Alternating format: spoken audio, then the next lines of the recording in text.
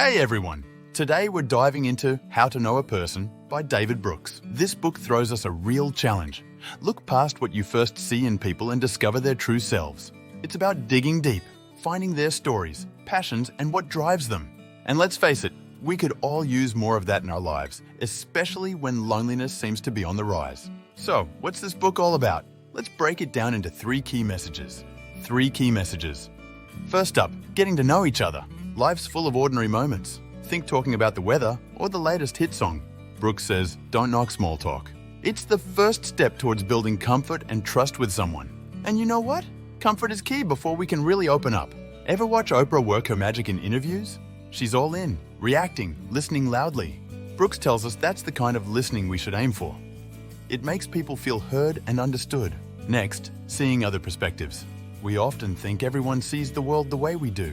But guess what? That's not true. Brooks brings up some cool research here. Dennis Proffitt, a psychologist, did a study at the University of Virginia. He asked students to guess how steep the hills around campus were. Most of the students thought the hills were steeper than they really are. However, the women's soccer team at the university guessed more accurately because they are very fit and walking up hills was easy for them. Also, people who had energy drinks or listened to happy music thought the hills weren't as steep compared to those who didn't. It's a reminder that we all have unique views based on our lives and experiences. Understanding this helps us see through someone else's eyes, and that's a big deal. Lastly, sitting with their suffering. This part gets deep. David Brooks had a very good friend named Pete, who was always full of life and joy. Pete was happily married, had 2 great kids, and loved his job as an eye doctor. Among all of David's friends, Pete seemed the least likely to ever get depressed. But sadly, Pete took his own life. David Brooks learned a lot from seeing his friend Pete go through a tough time. He made mistakes, but he figured out that helping someone who's depressed isn't about trying to make them happy. It's more about understanding their feelings, showing them love and respect, and being there for them.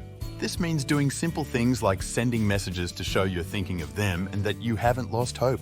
Empathy is a big part of this.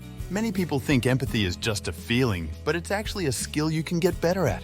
Being empathetic is crucial for truly seeing and being there for others when they're in pain, no matter how big or small their troubles seem. Final summary. So, what's the takeaway from all this? We're in a world where loneliness is more common than we'd like to admit. But Brooks is optimistic. He believes we can all learn to have better, deeper conversations, give our full attention, and appreciate the wonderful complexity of those around us. How to Know a Person isn't just a book. It's a call to action. To listen, understand, and connect on a level we often overlook. And maybe, just maybe, it's the first step towards tackling the loneliness epidemic head-on. That's it for today's review.